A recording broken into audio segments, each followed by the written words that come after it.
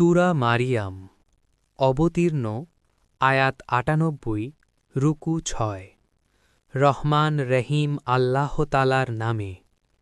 ১ calf হা ইয়া আইন সদ। ২ হে নবী, এ হচ্ছে তোমার মালিকের অনুগ্রহের কথাগুলো স্মরণ যা তিনি তার এক অনুগত বান্দা জাকারিয়ার ওপর প্রেরণ করেছিলেন। ৩ যখন সে একান্ত নীরবে তার মালিককে ডাকছিল। ৪ সে বলেছিল, হে আমার মালিক, আমার শরীরের হাড় দুর্বল হয়ে পড়েছে এবং আমার মাথা শুভ্রজ্জ্বল হয়ে গেছে, তুমি আমার দোয়া কবুল করো। হে আমার মালিক, আমি তো কখনো তোমাকে ডেকে ব্যর্থ হইনি। ৫ আমার মৃত্যুর পর আমি আমার পেছনে পড়ে থাকা আমার ভাই বন্ধুদের দিনের ব্যাপারে আশঙ্কা করছি। অপরদিকে আমার স্ত্রীও হচ্ছে বন্ধ্যা, সন্তান ধারণে সে সক্ষম নয়, তাই তুমি একান্ত তোমার কাছ থেকে আমাকে একজন উত্তরাধিকারী দান করো। ৬ যে আমার উত্তরাধিকত্ব করবে ইয়াকুবের বংশের। হে আমার মালিক, তুমি তাকে একজন সন্তোষভাজন ব্যক্তি বানাও। ৭ আল্লাহ তাআলা বললেন, হ্যাঁ জাকারিয়া, আমি তোমাকে একটি ছেলে হওয়ার সুখবর দিচ্ছি, তার নাম হবে ইয়াহিয়া। এর আগে এ নামে আমি কোনো মানুষের নামকরণ করিনি। ৮ সে বলল, হে আমার মালিক, আমার ছেলে হবে কিভাবে? আমার স্ত্রী তো বন্ধ্যা এবং আমি নিজেও এখন বার্ধক্যের শেষ সীমানায় এসে উপনীত হয়েছি। ৯ আল্লাহ তাআলা বললেন, হ্যাঁ এটা এভাবেই হবে। তোমার মালিক বলছেন, এটা আমার জন্যে নিতান্ত সহজ কাজ। আমি তো এর আগে তোমাকেও সৃষ্টি করেছিলাম, তখন তুমিও তো কিছু ছিলে না। ১০ সে বলল, হে আমার মালিক, আমাকে এজন্যে কিছু একটা নিদর্শন বলো। তিনি বললেন, হ্যাঁ তোমার নিদর্শন হচ্ছে তুমি সুস্থ থেকেও ক্রমাগত ৩ রাত মানুষদের সাথে কোনো রকম কথাবার্তা বলবে না।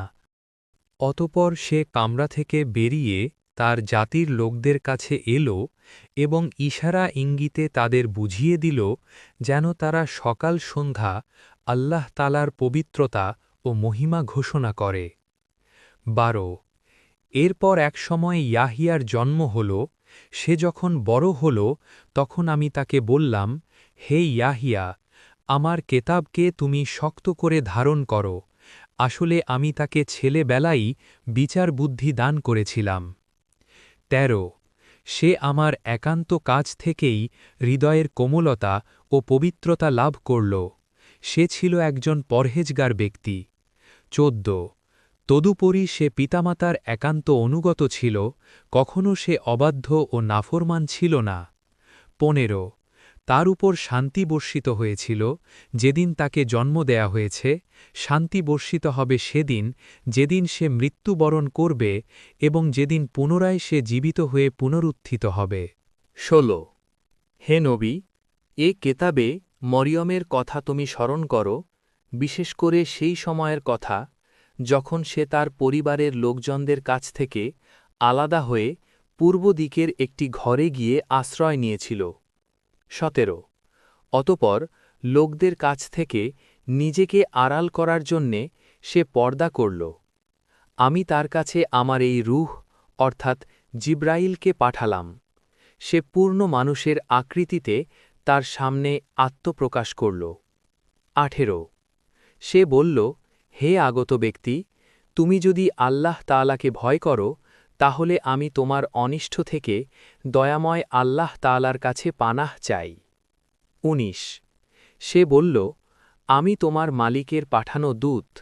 আমি তো এজন্যেই এসেছি যেন তোমাকে একটি পবিত্র সন্তান দিয়ে যেতে পারি। ২০ সে বলল, এ কি বলছ তুমি? আমার ছেলে হবে কিভাবে?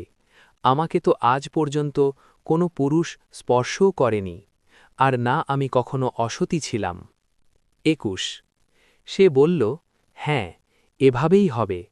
তোমার মালিক বলছেন, তা আমার জন্যে খুবই সহজ কাজ, এবং আমি তাকে মানুষদের জন্যে একটি কুদরতের নিদর্শন এবং আমার কাছ থেকে অনুগ্রহ সাদৃশ্য একটি মানুষ বানাতে চাই। মূলত এটা ছিল আমার পক্ষ থেকে এক স্থিরীকৃত ব্যাপার। আমি যদি মানুষদের স্মৃতি থেকে সম্পূর্ণ বিস্মৃত হয়ে যেতাম। ২৪ তখন একজন ফেরেশতা তাকে তার নিচের দিক থেকে আহ্বান করে বলল, হে মারিয়াম, তুমি কোনো রকম দুঃখ করো না। তোমার মালিক তোমার পিপাসা নিবারণের জন্যে তোমার পায়ের নিচে একটি পানির ঝর্ণা বানিয়ে দিয়েছেন। ২৫ তুমি এ খেজুর গাছের কাণ্ড তোমার দিকে নাড়া দাও, দেখবে তা তোমার উপর পাকা ও তাজা খেজুর ফেলছে। ২৬ অতঃপর এ গাছের খেজুর তুমি খাও এবং এ ঝর্ণার পানীয় পান করো এবং সন্তানের দিকে তাকিয়ে তোমার চোখ জুড়াও। ইতিমধ্যে যখনই তুমি মানুষদের কাউকে দেখো, তাহলে বলবে, আমি আল্লাহ তালার নামে রোজার মান্যত করেছি, এ কারণে আমি আজ কোনো মানুষের সাথে কথা বলবো না। অতপর সে তাকে নিজের কোলে বহন করে নিজের জাতির কাছে ফিরে এল। লোকেরা তার কোলে সন্তান দেখে বলল, হে মারিয়াম, তুমি তো সত্যিই এক অদ্ভুত কাণ্ড করে বসেছ। হে হারুনের বোন, এ কি করলে তুমি? তোমার পিতা তো কোনো অসৎ ব্যক্তি ছিল না, তোমার মাতাও তো চারিত্রিক দিক থেকে কোনো খারাপ মহিলা ছিল না। সে সবাইকে তার কোলের শিশুটির দিকে ইশারা করল এবং বলল, তোমাদের যদি কিছু জিজ্ঞেস করার থাকে তাহলে একেই জিজ্ঞেস করো। তারা বলল, আমরা তার সাথে কিভাবে কথা বলবো, যে এখনও দোলনার শিশু? জি, সে শিশু বলে উঠল, হ্যাঁ, আমি হচ্ছি আল্লাহ তাআলার বান্দা। তিনি আমাকে কেতাব দিয়েছেন এবং আমাকে তিনি নবী বানিয়েছেন। যেখানেই আমি থাকি না কেন, তিনি আমাকে তার অনুগ্রহভাজন করবেন। তিনি আমাকে নির্দেশ দিয়েছেন, যতদিন আমি বেঁচে থাকি ততদিন যেন আমি নামাজ প্রতিষ্ঠা করি এবং জাকাত প্রদান করি। আমি যেন মায়ের প্রতি অনুগত থাকি। আল্লাহর শকুর, তিনি আমাকে নাফরমান বানাননি। আমার ওপর আল্লাহ তাআলার বিশেষ প্রশান্তি। যেদিন আমি জন্মগ্রহণ করেছি, প্রশান্তি থাকবে সেদিন, যেদিন আমি আবার মৃত্যুবরণ করব এবং মৃত্যুর পরে যেদিন জীবিত অবস্থায় পুনরুত্থিত হব। এ হচ্ছে মারিয়াম পুত্র ঈসা এবং এ হচ্ছে তার আসল ঘটনা, যা নিয়ে তারা অযথাই সন্দেহ করে। তারা বলে, সে আল্লাহ তাআলার সন্তান, কিন্তু সন্তান গ্রহণ করা আল্লাহ তাআলার কাজ নয়। তিনি এ থেকে অনেক পবিত্র। তিনি যখন কোনো কিছু করতে চান তখন শুধু বলেন, হও, এবং সাথে সাথেই তা হয়ে যায়। অবশ্যই আল্লাহ তাআলা আমার মালিক এবং তোমাদেরও মালিক, অতএব তোমরা সবাই তারই গোলামি করো, আর এটাই হচ্ছে সহজ ও সরল পথ। এরপর তাদের দলগুলো নিজেদের মাঝে মারিয়াম পুত্রকে নিয়ে নানা মতানৈক্য সৃষ্টি করল। অতপর যারা আল্লাহ তাআলার ঘোষণা অস্বীকার করল, তাদের জন্যে রয়েছে কেয়ামতের কঠিন দিনের দুর্ভোগ। যেদিন এরা আমার সামনে এসে হাজির হবে, সেদিন তারা ভালো করেই শুনবে এবং ভালো করেই দেখতে পাবে। কিন্তু আজ এই জালেমরা না শোনা ও না দেখার ভান করে সুস্পষ্ট গোমরাহিতে নিমজ্জিত হয়ে আছে। হে নবী, সেই আক্ষেপের দিনটি সম্পর্কে তুমি এদের সাবধান করে দাও, যেদিন জান্নাত জাহান্নামের ব্যাপারে চূড়ান্ত সিদ্ধান্ত হয়ে যাবে। এখন তো এরা এ ব্যাপারে গাফলাতে ডুবে রয়েছে, ওরা আল্লাহর ওপরও ঈমান আনছে না। নিশ্চয়ই এই পৃথিবীর মালিক আমি এবং তার ওপর যা কিছু রয়েছে সেসবেরও, আর তাদের সবাইকে আমার কাছেই ফিরে আসতে হবে। হে নবী, এই কেতাবে তুমি ইব্রাহিম এর ঘটনাকে স্মরণ করো। অবশ্যই সে ছিল এক সত্যবাদী নবী।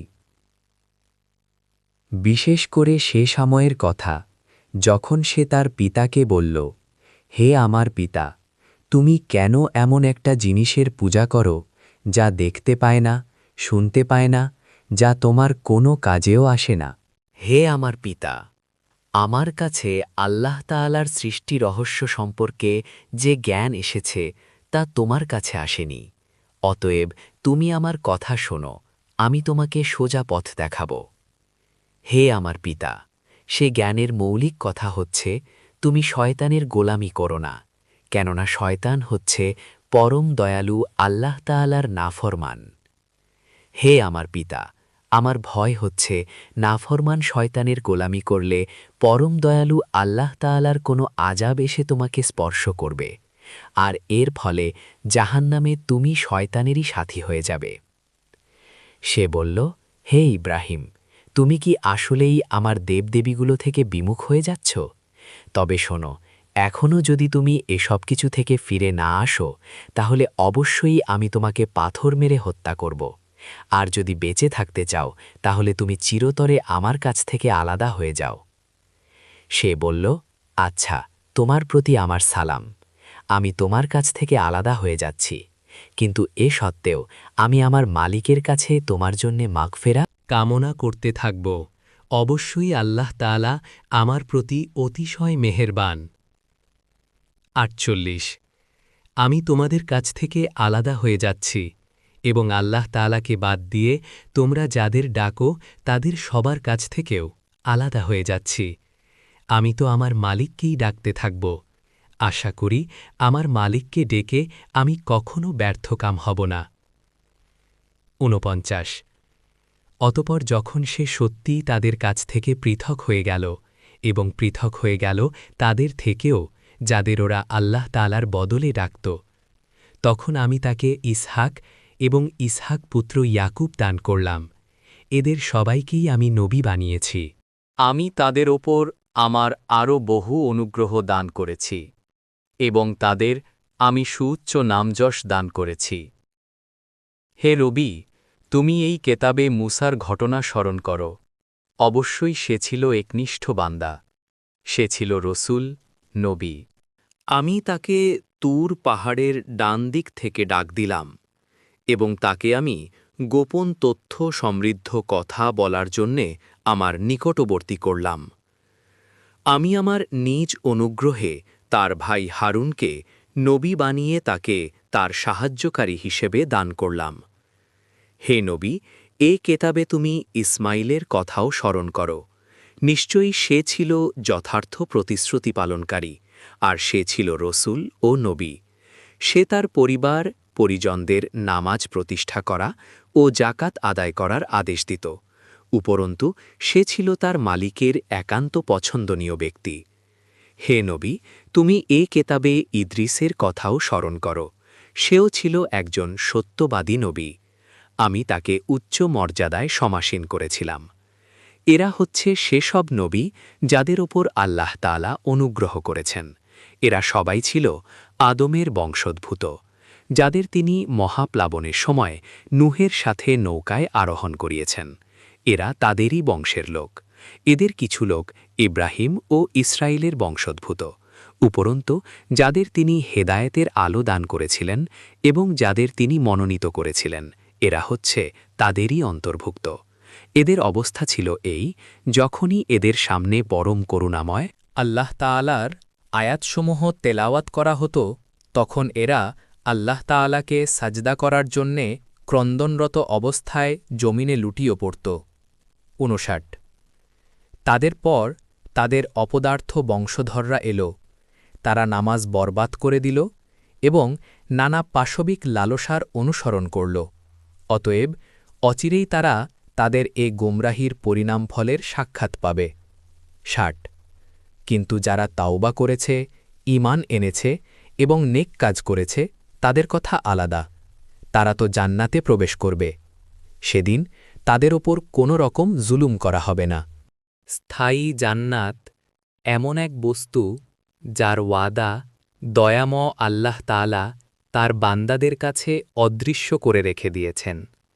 অবশ্যই তার ওয়াদা পূরণ হয়েই থাকবে। সেখানে তারা কোনো অর্থহীন কথা শুনতে পাবে না। চারদিকে থাকবে শুধু শান্তি। সেখানে সকাল সন্ধ্যা তাদের জন্যে নিত্য নতুন রেজেকের ব্যবস্থা থাকবে। এ হচ্ছে জান্নাত। আমার বান্দাদের মাঝে যারা পরহেজগার, আমি শুধু তাদেরই এর অধিকারী বানাব। ফেরেশতারা বলল, হে নবী, আমরা কখনো তোমার মালিকের আদেশ ছাড়া জমিনে অবতরণ করি না। আমাদের সামনে পেছনে যা কিছু আছে এর মধ্যবর্তী স্থানে তা সবই তো তার জন্যে। মূলত তোমার মালিক কখনো কাউকে ভুলে থাকেন না। তিনি আসমানসমূহ ও জমিনের মালিক, এবং তিনি মালিক এদের উভয়ের মাঝে যা কিছু আছে তারও। অতএব তোমরা একমাত্র তারই গোলামি করো, তার গোলামির ওপরই কায়েম থাকো। তুমি তার সম এমন কোনো নাম কি জানো যে তুমি তার গোলামি করবে? কিছু সংখ্যক মূর্খ মানুষ বলে, একবার আমার মৃত্যু হলে আমি কি জীবিত অবস্থায় মাটির ভেতরে থেকে পুনরুত্থিত হব? এ নির্বোধ মানুষটি কি একবারও চিন্তা করে না, এর আগে তো আমিই তাকে সৃষ্টি করেছি, অথচ সে তখন কিছুই ছিল না। ৬৮। অতএব তোমার মালিকের শপথ, আমি অবশ্যই এদের একত্রিত করব শয়তানদেরও। অতপর এদের সবাইকে হাঁটুগাড়া অবস্থায় জাহান্নামের চারপাশে এনে জড়ো করাব। ৬৯। তারপর আমি অবশ্যই এদের প্রত্যেক দলের মধ্য থেকে দয়াময় আল্লাহ তাআলার প্রতি যারা সবচাইতে বেশি বিদ্রোহী ছিল তাদের খুঁজে খুঁজে বার করে আনব। ৭০। ওদের মধ্যে যারা জাহান্নামে নিক্ষিপ্ত হবার অধিকতর যোগ্য আমি তাদের সবার চাইতে বেশি জানি। ৭১। জাহান্নামে তোমাদের মধ্যে এমন একজন ব্যক্তিও হবে না যাকে এর ওপর দিয়ে পার হতে হবে না। এটা হচ্ছে তোমার মালিকের অমোঘ সিদ্ধান্ত। ৭২।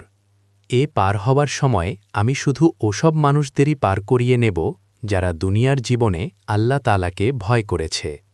অবশিষ্ট জালেমদের আমি নতজানু অবস্থায় সেখানে রেখে দেব। ৭৩। তাদের সামনে যখন আমার স্পষ্ট আয়াতসমূহ তেলাওয়াত করা হয়েছে, তখন যারা ঈমানের বদলে কুফুরি করেছে তারা ঈমানদারদের লক্ষ্য করে বলে, বলতো আমাদের উভয় দলের মাঝে কোন দলটি মর্যাদায় শ্রেষ্ঠতর ও কোন দলের মাহফিল বেশি শানদার। ৭৪। অথচ ওদের পূর্বে কত শানদার মাহফিলের অধিকারী মানবগোষ্ঠীকে আমি নির্মূল করে দিয়েছি, যারা রাজকের এ কাফেরদের চাইতে সহায় সম্পদ ও প্রাচুর্যের বাহাদুরিতে ছিল অনেক শ্রেষ্ঠ। ৭৫। হে নবী, এদের বলো, যে ব্যক্তি গোমরাহিতে নিমজ্জিত থাকে তাকে দয়াময় আল্লাহ তাআলা অনেক ঢিল দিতে থাকেন, যতক্ষণ না তারা সে বিষয়টি সচক্ষে প্রত্যক্ষ করবে যে বিষয়ে তাদের সতর্ক করা হচ্ছে। হয় তা হবে আল্লাহ তাআলার শাস্তি, নতুবা হবে কেয়ামত। তেমন সময় উপস্থিত হলে তারা অচিরেই একথা জানতে পারবে কোন ব্যক্তিটি মর্যাদায় নিকৃষ্ট ছিল এবং কার জনশক্তি ছিল দুর্বল। ৭৬। এর বিপরীত যারা হেদায়াতের পথে চলে আল্লাহ তাআলা তাদের হেদায়াতের পরিমাণ বাড়িয়ে দেন। হে নবী, তোমার মালিকের কাছে তো স্থায়ী জিনিস হিসেবে মানুষের নেক আমলই হচ্ছে সর্বোৎকৃষ্ট পুরস্কার। পাবার দিক থেকে যেমন তা ভালো, প্রতিদান হিসেবেও তা তেমনই উত্তম। ৭৭। তুমি সে ব্যক্তির অবস্থা লক্ষ্য করেছ কি যে আমার আয়াতসমূহকে প্রত্যাখ্যান করে এবং ঔদ্ধত্যের সাথে বলে বেড়ায়, কেয়ামতের হলে সেদিন আমাকে অবশ্যই আমার মাল ও সন্তান দিয়ে দেওয়া হবে। ৭৮। সে কি গায়েবের কোনো খবর পেয়েছে, না দয়াময় আল্লাহ তাআলার কাছ থেকে এ ব্যাপারে সে কোনো প্রতিশ্রুতি আদায় করেছে? নিয়েছে। ৭৯। না, এর কোনোটাই নয়। যা কিছু সে বলে আমি তার প্রতিটি কথাই লিখে রাখব, এবং সে হিসেবেই কেয়ামতের দিন আমি তার শাস্তি বাড়াতে থাকব। ৮০। সে তার শক্তি সমর্থ সম্পর্কে আজ যা কিছু বলছে আমিই হব তার অধিকারী, আর সে একান্ত একাকী অবস্থায় আমার কাছে ফিরে আসবে। ৮১। এরা আল্লাহ তাআলাকে বাদ দিয়ে অন্যদের মাবুদ বানায় যেন এরা তাদের জন্যে সাহায্যকারী হতে পারে। ৮২। কিন্তু না, কেয়ামতের দিন বরং এরা তাদের এবাদাতের কথা সম্পূর্ণত অস্বীকার করবে। এরা তখন তাদের বিপক্ষ হয়ে যাবে। ৮৩। হে নবী, তুমি কি এই বিষয়টির প্রতি লক্ষ্য করনি আমি কিভাবে কাফেরদের ওপর শয়তানদের ছেড়ে দিয়ে রেখেছি? তারা আল্লাহ তাআলার বিরুদ্ধে তাদের ক্রমাগত উৎসাহ দান করছে। 84 অতএব তুমি এদের আযাবের ব্যাপারে কোনো রকম তাড়াহুড়ো করো না। আমি তো এদের চূড়ান্ত ধ্বংসের দিনটিই গণনা করে যাচ্ছি। 85 সেদিন আমি পরহেজগার বান্দাদের সম্মানিত মেহমান হিসেবে দয়াময় আল্লাহ তাআলার কাছে একত্রিত করব। 86 আর নাফরমানদের জাহান্নামের দিকে তৃষ্ণার্ত উটের ন্যায় তাড়িয়ে নিয়ে যাব। 87 সেদিন কোনো মানুষই আল্লাহ তাআলার দরবারে সুপারিশ পেশ করার ক্ষমতা রাখবে না। হ্যাঁ, যদি কেউ আল্লাহ তাআলার কাছ থেকে তেমন কোনো প্রতিশ্রুতি গ্রহণ করে থাকে তবে তা ভিন্ন কথা। 88 এ মূর্খ লোকেরা বলে, করুণাময় আল্লাহ তাআলা সন্তান গ্রহণ করেছেন। 89 তুমি এদের বলো, এটি অত্যন্ত কঠিন একটি কথা। তোমরা যা আল্লাহ তাআলা সম্পর্কে নিয়ে এসেছ। 90 এটা এত কঠিন কথা যার কারণে হয়তো আসমান ফেটে পড়ার উপক্রম হবে, জমিন বিদীর্ণ হয়ে যাবে, পাহাড়সমূহ চূর্ণ বিচূর্ণ হয়ে যাবে। 91 এর কারণ এরা দয়াময় আল্লাহ তাআলার জন্যে সন্তান হওয়ার কথা বলেছে। 92 অথচ সন্তান গ্রহণ করা আল্লাহ তাআলার জন্যে কোনো অবস্থায় শোভনীয় নয়। 93 কেননা আসমানসমূহ ও জমিনে যা কিছু আছে তাদের মাঝে কিছুই এমন নেই যা কিয়ামতের দিন দয়াময় আল্লাহ তাআলার সম্মুখে তার অনুগত বান্দা হিসেবে উপস্থিত হবে না। 94 তিনি তার সৃষ্টির সবকিছুকেই কড়ায় গণ্ডায় গুণে তার পূর্ণাঙ্গ হিসাব রেখে দিয়েছেন। কিয়ামতের দিন এদের সবাই নিঃসঙ্গ অবস্থায় তার সামনে আসবে। 96 যারা আল্লাহ তাআলার উপর ঈমান আনে এবং নেক কাজ করে, আল্লাহ তাআলা অচিরেই তাদের জন্যে ভালোবাসা সৃষ্টি করে দেবেন। 97 আমি তো এ কোরআনকে তোমার ভাষায় সহজ করে নাজিল করেছি, যাতে করে তুমি এর দ্বারা যারা আল্লাহ তাআলাকে ভয় করে তাদের জান্নাতের সুসংবাদ দিতে পারো, এবং দ্বীনের ব্যাপারে যে জাতি খামাখা ঝগড়া করে তুমি তাদেরও এ দিয়ে সাবধান করে দিতে পারো। 98 তাদের আগেও আমি বহু মানবগোষ্ঠীকে ধ্বংস করে দিয়েছি, এদের কোনো রকম অস্তিত্ব কি তুমি এখন অনুভব করো, না শোনাতে পাও এদের কোনো ক্ষীণতম শব্দ?